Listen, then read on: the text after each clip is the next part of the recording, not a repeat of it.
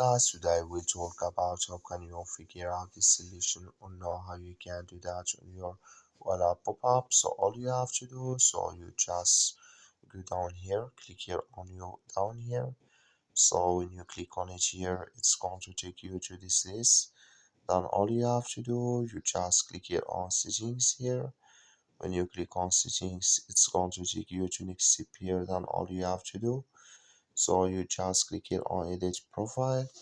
So then all you have to do, you just go down here, you keep going down, you come here to display page in profile and listings. So it's for premium, just click on it and you get premium here. But if you have here premium, it's going to show for you automatically when you click here on display page in profile and listings. That's all you have to do. Thank you for watching. Don't forget to support us by like and subscribe.